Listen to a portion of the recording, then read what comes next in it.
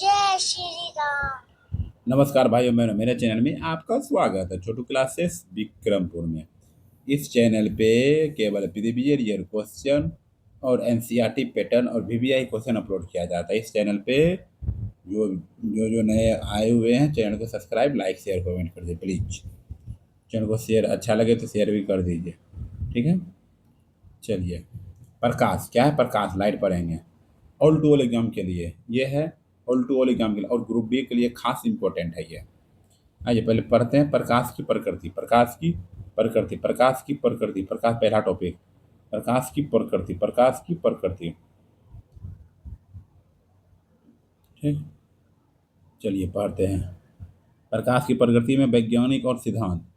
बोल रहा है प्रकाश का कनिका सिद्धांत। प्रकाश का कनिका सिद्धांत के वैज्ञानिक है न्यूटन। प्रकाश का कनिका सिद्धांत का है क्यों सिद्धांत? प्रकाश का कनिका सिद्धांत न्यूटन वैज्ञानिक है। प्रकाश के तरंग सिद्धांत। प्रकाश का तरंग सिद्धांत किसने लिखा था? हाइगेंस। प्रकाश का तरंग सिद्धांत के वैज्ञानिक है हाइगेंस। प्रकाश का विवर्तन सिद्धांत है ग्रेमाल्डी। ठीक है। प्रकाश का व्यक्तीकरण सिद्धांत है थॉमस यंग। प्रकाश का व्यक्तीकरण सिद्धांत है थॉमस यंग। द्रवों द्रवों में प्रकाश की चाल से संबंधित तरंग सिद्धांत है। द्रवों में प्रकाश की चाल से संबंधित तरंग सिद्धांत है फोकाल्ट। प्रकाश का क्वांटम सिद्धांत है प्लैंक। प्रकाश का क्वांटम सिद्धांत है प्लैंक है। प्रकाश विद्युत चुम्बकीय तरंग सिद्धांत है। प्रकाश विद्युत चुम्बकीय तरंग सिद्धांत है मैक्सवेल। क्या है? मैक्सवेल। प्रकाश का विद्युत चुम्बकीय तरंग है। प्रकाश का विद्युत चुम्बकीय तरंग है फोटॉन सिद्धांत है। प्रकाश का कॉम्पटन प्रभाव है कॉम्पटन। क्या है? कॉम्पटन। बैंगनी रंग का तरंग दैर्घ्य है। बैंगनी रंग का तरंग दैर्घ्य है 380 से 450 एनएम। नीला का तरंग दैर्घ्य है 450 से 495 एनएम। हरा का है तरंग दैर्घ्य 495 से 570। पीला का है 570 से 590। नारंगी का है 590 से 620। लाल का है 620 से 750। 620 से 750। ठीक है। आइए देखिए, बढ़ते तरंगधारी है और कम होती आवृत्ति। पदार्थ का आवर्तनांक। पदार्थ सिर्फ उसका आवर्तनांक याद करना। पदार्थ और उसके आवर्तनांक। देखिए, वायु का आवर्तनांक कितना होता है? 1। वायु का आवर्तनांक 1। जल का आवर्तनांक 1.33। जल का आवर्तनांक 1.33। क्राउन कांच का 1.52। 1.52। फिल्ट कांच का 1.62। 1.62। हीरा का 2.42। बर्फ का 1.31। अल्कोहल का 1.36। किरोसिन तेल का 1.44। तिरापिन का तेल 1.47। बेंजीन का 1.50। नमक का 1.54। 1.54। रूबी का 1.77। 1.77 अपवर्तनांक होता है ये पदार्थ का। ठीक है। चलिए, विभिन्न माध्यमों में प्रकाश की चाल याद करते हैं। देखते हैं, एक बार पढ़ लेते हैं। ठीक। विभिन्न माध्यमों में प्रकाश की चाल। क्या बोला? विभिन्न माध्यमों में प्रकाश की चाल। एक माध्यम है, ये प्रकाश की चाल है। निर्वात में प्रकाश की चाल कितना होता है? 3 × 10⁻8 मीटर प्रति सेकेंड। निर्वात में प्रकाश की चाल 3 × 10⁻8 मीटर प्रति सेकेंड। वायुमंडल में प्रकाश की चाल होता है 3 × 10⁻8 मीटर प्रति सेकेंड। 3 × 10⁻8 मीटर प्रति सेकेंड। पानी में प्रकाश की चाल होता है 2.25 × 10⁻8 मीटर प्रति सेकेंड। नायलॉन का प्रकाश की चाल होता है 1.96 × 10⁻8 मीटर प्रति सेकेंड। कांच में प्रकाश की चाल होता है 2 × 10⁻8 मीटर प्रति सेकेंड। तारपीन का तेल होता है 2.04 × 10⁻8 मीटर प्रति सेकेंड। 2.04 × 10⁻8 मीटर प्रति सेकेंड। ठीक है। चलिए, हो गया। आइए प्रीवियस ईयर क्वेश्चन अब चालू करते हैं। क्या है? प्रकाश डैश संचरित होता है। प्रकाश डैश संचरित होता है सीधी रेखा में। क्या होता है? सीधी रेखा में। जब डैश वस्तु में प्रकाश के मार्ग में आती है तो छाया बनती है। जब डैश वस्तु में प्रकाश के मार्ग में आती है तो छाया बनती है। वो पारदर्शी बनती। क्या बनती है? वो पारदर्शी। वह क्षेत्र जहाँ जहाँ स्रोत से आने वाली पूरा प्रकाश अवरुद्ध हो जाता है क्या कहलाता है? वह क्षेत्र जहाँ स्रोत से आने वाला पूरा प्रकाश अवरुद्ध हो जाता है क्या कहलाता है? प्रछाया प्रछाया प्रछाया।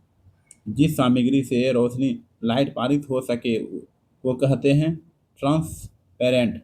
जिस सामग्री से रोशनी लाइट पारित हो सके सके वो कहते हैं ट्रांसपेरेंट। प्रकाश सबसे तेज गति से यात्रा करता है निर्वात में। प्रकाश जो है सबसे तेज गति से यात्रा करता है निर्वात में।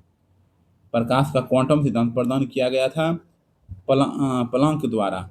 प्रकाश का क्वांटम सिद्धांत प्रदान किया गया था प्लांक द्वारा। रंग का विचलन कोण सबसे कम होता है लाल। रंग का विचलन कोण सबसे कम होता है लाल। रंग का विचलन कोण सबसे कम होता है लाल।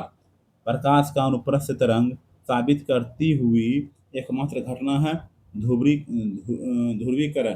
प्रकाश एक अनुप्रस्थ तरंग है साबित करती हुई एकमात्र घटना है ध्रुवीकरण है। क्या है? ध्रुवीकरण है ध्रुवीकरण है ध्रुवीकरण है। सूरज की रोशनी को उसके संघटक रंगों में विभाजित कर सकता है प्रिज्म। सूरज की रोशनी को उसके संघटक रंगों में विभाजित कर सकता है प्रिज्म।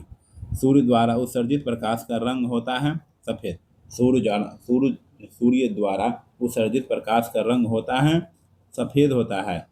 ऐसी ऐसी वस्तु जो खुद प्रकाश उत्पन्न नहीं करती है उन्हें कहा जाता है अप्रतिदीप्त वस्तुएं। ऐसी वस्तु जो खुद प्रकाश उत्पन्न नहीं करती है उन्हें कहा जाता है अप्रतिदीप्त वस्तुएं। वस्तु जो अपनी रोशनी स्वयं उत्पादित करती है को कहते हैं चमकदार वस्तु। वस्तुएं जो अपनी रोशनी स्वयं उत्पादित करती है वे कहते हैं चमकदार वस्तुएं। हमें घास का रंग हरा दिखाई देता है क्योंकि यह हरे रंग के प्रकाश को वापस हमारी आँखों का परावर्तित करती है। हमें घास का रंग हरा दिखाई देता है क्योंकि यह हरे रंग के प्रकाश को वापस हमारी आँखों को परावर्तित करता है हमारी आँखों को परावर्तित करता है हमारी आँखों को परावर्तित करता है। किस साल में ओले रोमर ने इतिहास में पहली बार प्रकाश की गति को नापा था? किस काल में ओले रोमर ने इतिहास में पहली बार प्रकाश की गति को नापा था? 1676। तारे चमकते हैं किंतु ग्रह नहीं चमकते क्योंकि तारे चमकते हैं केवल ग्रह नहीं चमकते हैं। वे पृथ्वी के करीब है इसलिए उनमें अधिक प्रकाश मिलता है और प्रबलता में अधिक छोटे मोटे परिवर्तन होते भी तो वे नजर में नहीं आते हैं।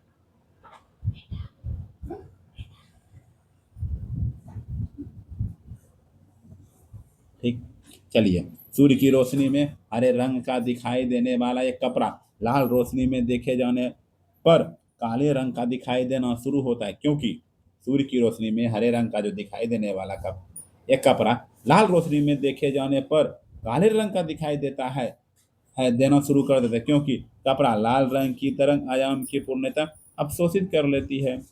वास्तव सूर्योदय से 2 मिनट पहले सूर्य दिखना और वास्तविक सूर्यास्त के लगभग 2 मिनट बाद यह सूर्य दिखने के कारण के लिए किसे जिम्मेदार ठहराया गया? वायुमंडलीय अपवर्तन। गली के पीले लाइट में प्रयोग किया जाता है सोडियम। गली में जो पीले लाइट लगाया जाता है उसमें सोडियम का उपयोग किया जाता है।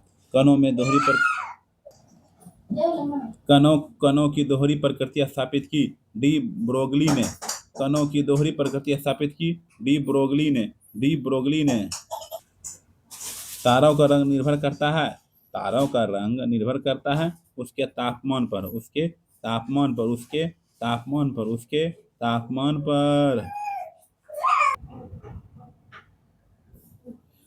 सबसे अधिक तरंगदैर्घ्य होती है नारंगी रंग के प्रकाश की। सबसे अधिक तरंगदैर्घ्य होती है नारंगी रंग के प्रकाश की। प्रकाश के तरंग सिद्धांत को प्रस्तावित किया क्रिश्चियन हाइगेंस। प्रकाश के तरंग सिद्धांत को प्रस्तावित किया क्रिश्चियन हाइगेंस। जब हरे रंग की पत्ती को लाल प्रकाश में देखा जाता है तो वह दिखाई देगी काले रंग की। जब हरे रंग की पत्ती को लाल प्रकाश में देखा जाता है तो वह दिखाई देगी काले रंग की। प्रकाश का वह रंग जो शून्य या वायु के अतिरिक्त एक माध्यम में सबसे तेज गमन करता है, लाल। प्रकाश का वह रंग प्रकाश का वह रंग जो शून्य या वायु के अतिरिक्त एक माध्यम प्रकाश का वह रंग जो शून्य या ठीक है। प्रकाश प्रकाश का वह रंग जो शून्य या वायु के अतिरिक्त एक माध्यम में सबसे तेज गमन करता है, लाल है। प्रकाश के पथ में एक वस्तु के आने पर छाया का निर्माण होता है, वो पारदर्शी। प्रकाश के पथ में एक वस्तु के आने पर छाया का निर्माण होता है, वो पारदर्शी। प्रकाशीय संचार का लाभ नहीं है अधिक प्रकाशीय संचार का लाभ नहीं है अधिक गति। वह वस्तु जिसका वेग अधिकतम होता है प्रकाश वह वस्तु जिसका वेग अधिकतम होता है प्रकाश। प्रकाश को सूर्य से पृथ्वी तक पहुंचने में समय लगता है लगभग 8 मिनट। प्रकाश को सूर्य से पृथ्वी तक पहुंचने में समय लगता है लगभग 8 मिनट लगता है। आकाश का रंग नीला होता है प्रकाश के प्रकीर्णन के कारण। आकाश का रंग नीला होता है प्रकाश के प्रकीर्णन के कारण। प्रकाश के प्रकीर्णन के कारण दृश्य प्रकाश का रंग दैर्घ्यमान प्रसार होता है 390 से 780 nm के बीच। दृश्य प्रकाश का तरंग दैर्घ्यमान प्रसार होता है 390 से 780 nm के बीच। पूर्ण सूर्य ग्रहण के दौरान सूर्य को सीधे देखने से आंखों में अपरिवर्तित क्षति पहुंचती है। रेटिना का जलना सूर्य की एक किरण के कारण होता है, अल्ट्रावायलेट प्रकाश। पूर्ण सूर्य पर ग्रहण के दौरान सूर्य को सीधे देखने से आंख में अपरिवर्तित क्षति पहुंचती है। रेटिना का जलना सूर्य की इस किरण के कारण होता है, अल्ट्रावायलेट प्रकाश। प्रकाश तरंगे डैश होती है विद्युत चुम्बकीय तरंगे। प्रकाश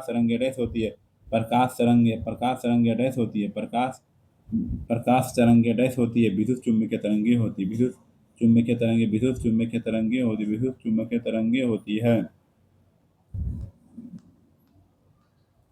आइए अब प्रकाश का प्रकीर्णन के बारे में जितना क्वेश्चन पूछा गया है। गहरे समुद्र में पानी का रंग नीला किसके कारण दिखाई देता है? प्रकाश के प्रकीर्णन के कारण। गहरे समुद्र में पानी का रंग नीला किसके कारण दिखाई देता है? प्रकाश के प्रकीर्णन के कारण। प्रकाश के प्रकीर्णन का एक उदाहरण है आकाश का रंग नीला। आकाश का नीला रंग प्रकाश के प्रकीर्णन का एक उदाहरण है आकाश का रंग नीला।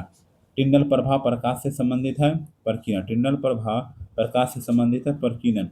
बादलों का रंग सफेद दिखता है प्रकाश के प्रकीर्णन के कारण। बादलों का रंग सफेद दिखता है प्रकाश के प्रकीर्णन के कारण। उदय और अस्त होते समय सूर्य का चमकदार लाल रंग प्रकाश होता है प्रकीर्णन के कारण।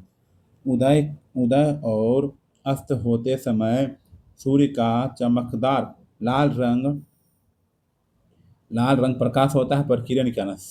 उदय और अस्त होते समय सूर्य का चमकदार लाल रंग प्रकाश होता है प्रकीर्णन के कारण। प्रकाश की एक पुंज की द्रव्य में तैरते कणों से टकराव के कारण होने वाले प्रकीर्णन से उत्पन्न चमक की प्रक्रिया को कहते हैं टिंडल प्रभाव। क्या कहते हैं? टिंडल प्रभाव। प्रकाश की एक पुंज की द्रव्य में तैरते कणों से टकराव के कारण होने वाले प्रकीर्णन से उत्पन्न चमक की प्रक्रिया को कहते हैं टिंडल प्रभाव कहते हैं। अस्पष्ट आकाश का नीला रंग डैश के कारण होता है? प्रकाश के फैलाव। अस्पष्ट आकाश का रंग नीला रंग के कारण होता है प्रकाश के फैलाव। अस्पष्ट आकाश का नीला रंग डैश के कारण होता है प्रकाश के फैलाव।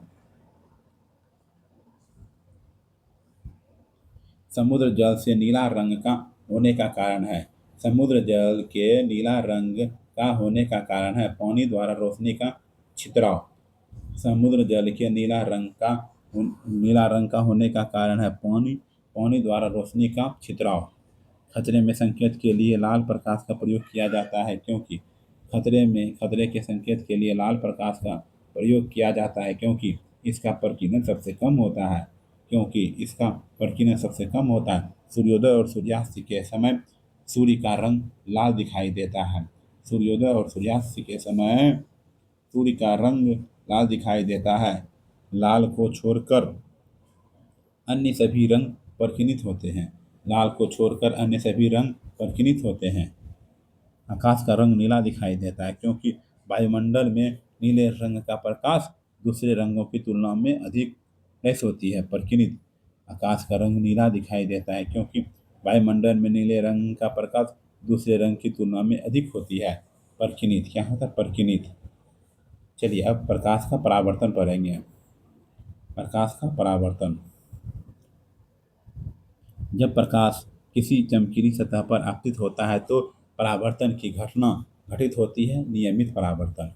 जब प्रकाश किसी चमकीली सतह पर आपतित होता है परावर्तन की घटना घटित होती है नियमित परावर्तन। परावर्तन के नियम। एक समतल दर्पण के लिए छवि होती है आभासी और पास से उल्टी। एक समतल दर्पण के लिए छवि होती है आभासी और पास से उल्टी। प्रकाश में वस्तुएं दिखाई पड़ती है परावर्तन के कारण। प्रकाश में वस्तुएं दिखाई पड़ती है परावर्तन के कारण। परावर्तन के कारण किसके कारण। परावर्तन के कारण। समतल दर्पण से परावर्तन। समतल दर्पण से परावर्तन। दर्पण में प्रतिबिंब का आकार हमेशा बिंब के आकार के समान होता है। समतल दर्पण में प्रतिबिंब का आकार हमेशा बिंब के आकार के समान होता है। समतल दर्पण। प्रकाश के एक बिंदु स्रोत को दो समांतर समतल दर्पणों के मध्य रखने पर प्रतिबिंब बनेंगे अनंत। प्रकाश के एक बिंदु स्रोत को दो समांतर समतल दर्पणों के मध्य रखने पर प्रतिबिंब बनेंगे अनंत। किसी व्यक्ति का पूरा प्रतिबिंब देखने के लिए एक समतल दर्पण की न्यूनतम ऊंचाई होनी चाहिए। व्यक्ति की ऊंचाई का आधी। किसी व्यक्ति का पूरा प्रतिबिंब देखने के लिए एक समतल दर्पण की न्यूनतम ऊंचाई होनी चाहिए। व्यक्ति की ऊंचाई का आधा। एक समतल दर्पण की वक्रता त्रिज्या होती है अनंत। एक समतल दर्पण की वक्रता त्रिज्या होती है अनंत। जब दो समांतर समतल दर्पणों के मध्य कोई वस्तु रख दी जाती है तो बनने वाले प्रतिबिंब की संख्या होती है अनंत। जब दो समांतर समतल दर्पणों के मध्य कोई वस्तु रख दी जाती है तो बनने वाले प्रतिबिंबों की संख्या होती है अनंत। निम्न प्रकार के दर्पणों में प्रकाश का पार्श्व व्यतिक्रमण प्रदर्शित होता है समतल दर्पण।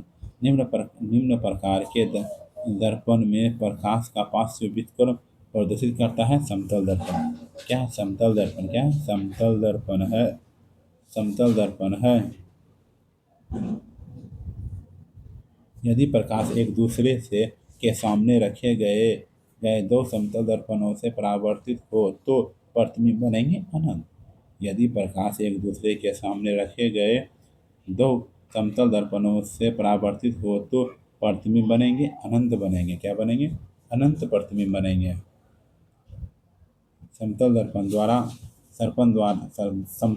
द्वारा बनने वाली प्रतिबिंब का आकार सदैव वस्तु के डैश होता है बराबर होता है। समतल दर्पण द्वारा बनने वाले प्रतिबिंब का आकार सदैव वस्तु के बराबर होता है। समतल दर्पण द्वारा बनने वाला प्रतिबिंब सदैव होता है सीधा। समतल दर्पण द्वारा बनने वाली प्रतिबिंब सदैव होता है सीधा। एक दूसरे पर 120 डिग्री पर झुके दो दर्पणों द्वारा कुल कितनी छवियां बनेगी। दो छवियां बनेगी। कितनी छवि बनेगी। दो छवि। गोलीय दर्पण से परावर्तन देख लीजिए। अवतल दर्पण बने प्रतिबिंब की स्थिति वस्तु पर अनंत बनती है। प्रतिबिंब फोकस पर। ठीक है। छोटा बिंदु उल्टा वास्तविक।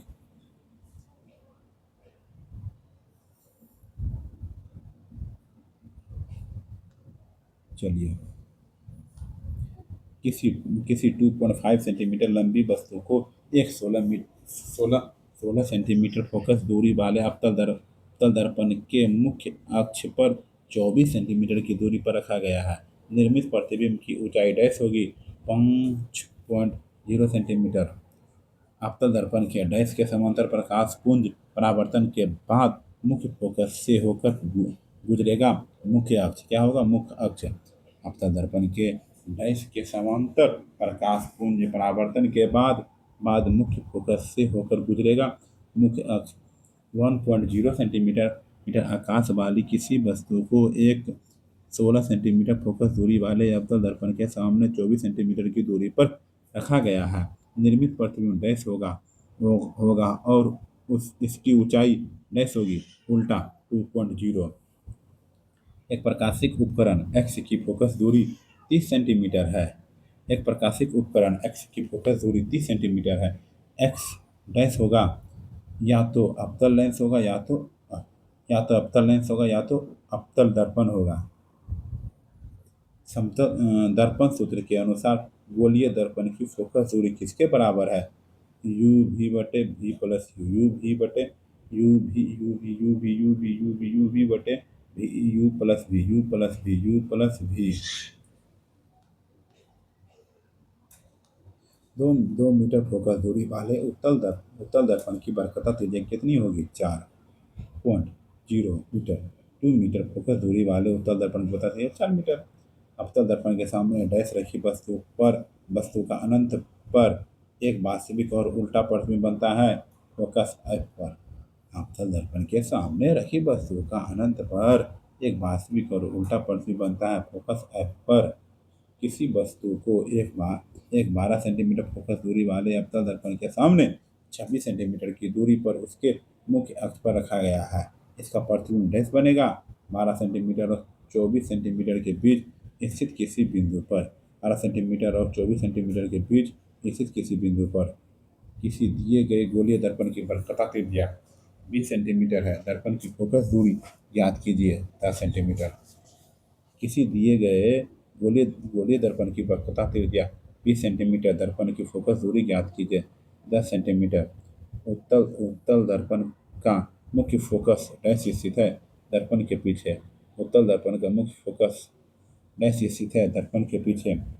कौन सा संबंध उत्तल दर्पण द्वारा उत्पन्न आवर्धन एम को सही ढंग से दर्शाता है? ठीक, देख लीजिए। एम से बड़ा है 1, 0 से भी बड़ा है 1।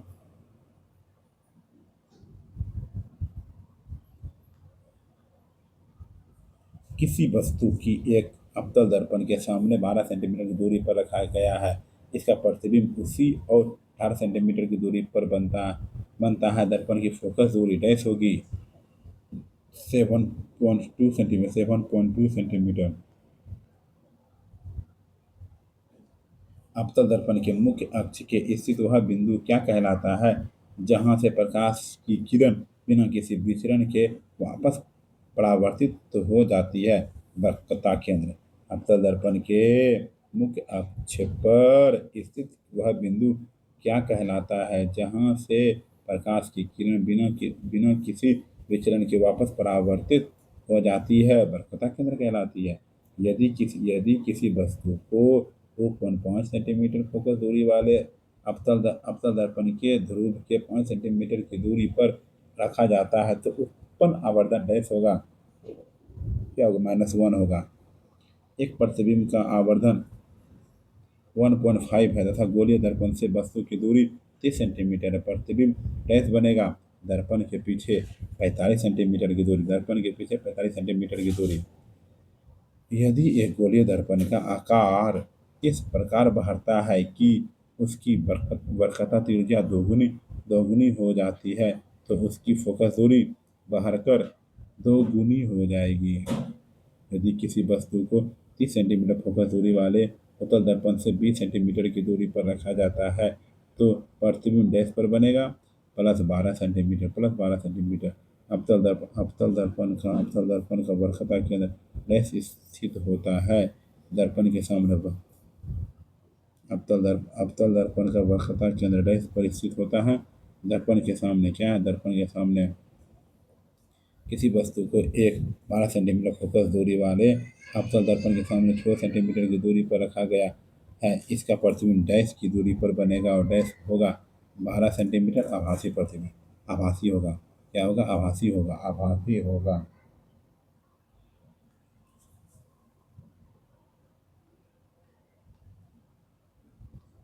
किसी वस्तु को एक अवतल दर्पण के सामने उसके ध्रुव P और फोकस एफ के बीच की स्थित किसी बिंदु पर रखा गया है। निर्मित प्रतिबिंब होगा आभासी और सीधा। उत्तल दर्पण की फोकस दूरी दूरी डैश होती है, धनात्मक होती है। उत्तल दर्पण की फोकस दूरी दूरी डैश होती है, धनात्मक होती है। किसी वस्तु को एक 9 सेंटीमीटर फोकस दूरी वाले उत्तल दर्पण के सामने 18 सेंटीमीटर की दूरी पर रखा गया। दर्पण द्वारा उत्पन्न आवर्धन होगा 1/3। एक गोलीय दर्पण द्वारा उत्पन्न आवर्धन किसके बराबर है? प्रतिबिंब की ऊंचाई बटे वस्तु की ऊंचाई। प्रतिबिंब की ऊंचाई बटे प्रतिबिंब की ऊंचाई। प्रतिबिंब की ऊंचाई बटे वस्तु की ऊंचाई। किसी वस्तु को एक एक 10 सेंटीमीटर फोकस दूरी वाले उत्तल दर्पण के सामने 15 सेंटीमीटर की दूरी पर रखा गया है। इसका प्रतिबिंब डैश की दूरी पर बनेगा और डैश होगा 6 सेंटीमीटर आभासी। 6 सेंटीमीटर आभासी होगा।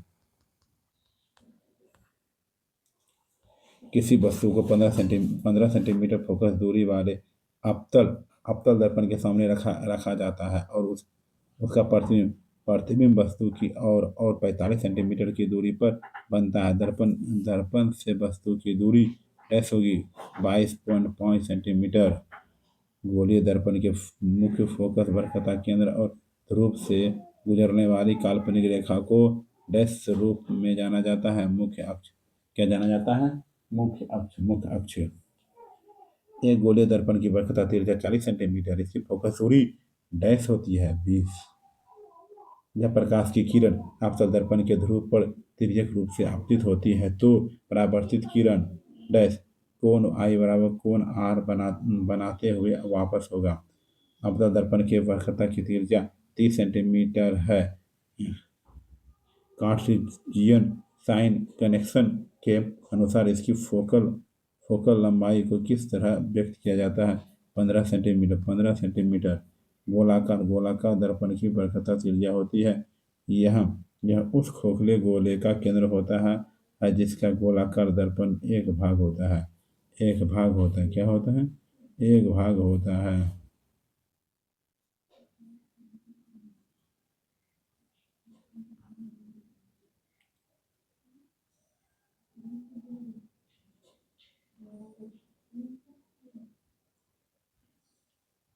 देखिए, जिस जिस बिंदु पर सभी किरणें मिलती है वो कहते हैं जिस बिंदु सभी किरणें मिलती है को कहते हैं फोकस कहते हैं। एक अभिसरण दर्पण भी कहा जाता है अवतल दर्पण। एक अभिसरण दर्पण भी कहा जाता है अवतल दर्पण। दर्पण समीकरण के संबंध में कथन सही है। पर समीकरण के संबंध में कथन सही है। सभी दूरियों को दर्पण के ध्रुव से मापा जाना चाहिए। सभी दूरियों को के ध्रुव से मापा जाना चाहिए। एक दर्पण के वक्रता की फोकल लंबाई और त्रिज्या के बीच का संबंध बड़ी आर बराबर 2f। एक उत्तल दर्पण की जिसकी फोकल लंबाई f वायु में को एक तरफ 4/3 डुबोया जाता है तो दर्पण की लंबाई 4/3 f होती है। एक वक्रीय दर्पण जिसमें परावर्तन सतह अंदर की ओर क्षत्रिय होती है उसे कहा जाता है अवतल दर्पण।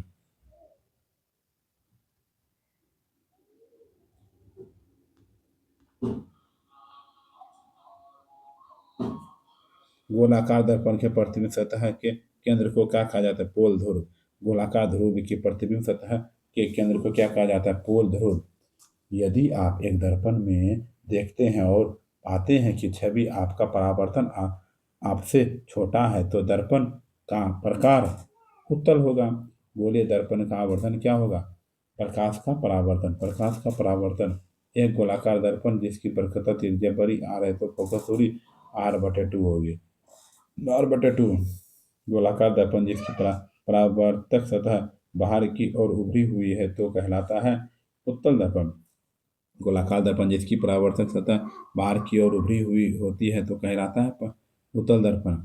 एक उत्तल दर्पण के सामने कोई वस्तु रखी हुई है तो प्रतिबिंब बनेगा।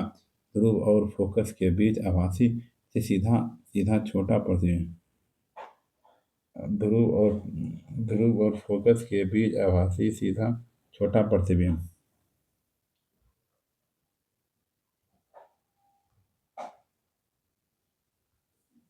यदि किसी दर्पण को फोकस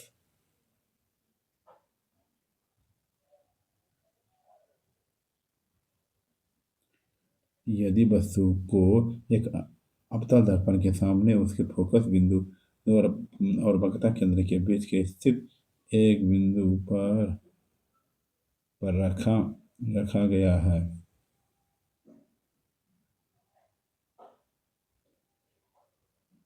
वास्तविक उल्टा, जब एक वस्तु को एक अनंत दर्पण के सामने अनंत और दर्पण के ध्रुव के बीच के स्थित एक बिंदु रखा जाता है, निर्मित होने पर वाली छवि होगी आभासी और छोटी। दर्पण में प्रतिबिंब आभासी सीधा तथा बिंदु के साइज का बनता है।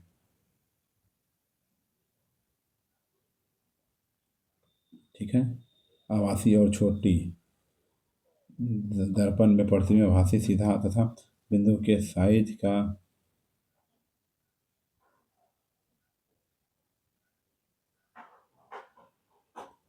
यदि अवतल दर्पण में फोकस और ध्रुव के बीच की कोई वस्तु रखी गई है तो निर्मित प्रतिबिंब क्या प्रकार होगा?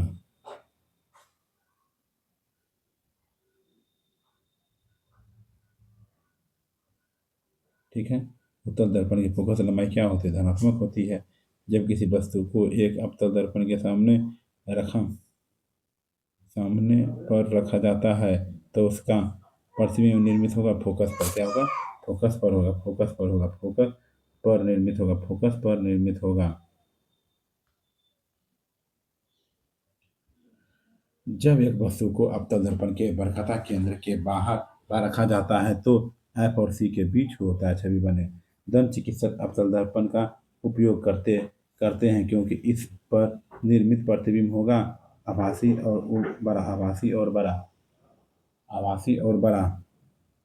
वाहनों की हेडलाइट में प्रयुक्त दर्पण होता है अवतल दर्पण होता है। एक अवतल दर्पण के वक्रता केंद्र पर एक वस्तु रखी गई कहीं इसका प्रतिबिंब कहाँ बनेगा? वक्रता केंद्र पर। अवतल दर्पण का प्रयोग नहीं होता है पारदर्शी दर्पण। यदि किसी समतल दर्पण पर आपतन कोण 30 डिग्री है तो परावर्तन के कोण का मान होता है 30 डिग्री। क्या होता है? 30 डिग्री। आभासी दर्पण भी कहा जाता है उत्तल दर्पण। आभासी दर्पण भी कहा जाता है आभासी दर्पण उत्तल दर्पण भी कहते हैं।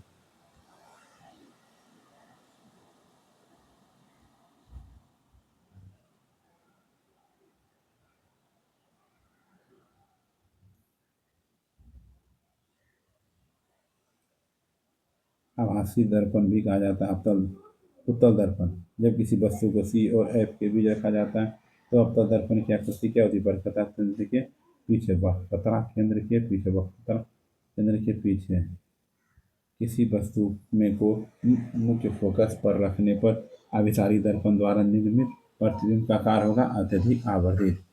सी वक्रता केंद्र वाले किसी अवतल दर्पण के फोकस बिंदु एफ पर रखे किसी प्रतिबिंब के संदर्भ में कथन लागू होगा? प्रतिबिंब वास्तविक उल्टा वस्तु के आकार के बहुत बड़ा और अनंत पर बनेगा। अवतल दर्पण में जब वस्तु को अनंत पर रखा जाता है तो छवि बनेगी केंद्र पर वास्तविक उल्टा अत्यधिक संकुचित।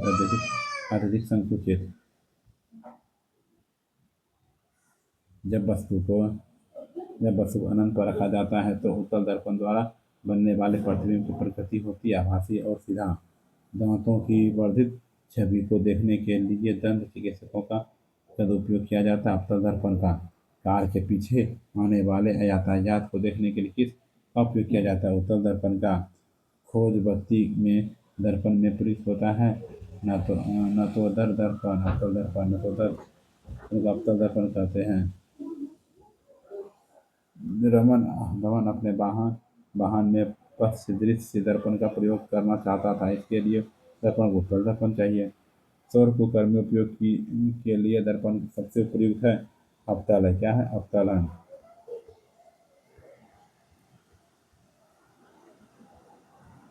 प्रकाश का अपवर्तन अगले टॉपिक में पढ़ेंगे।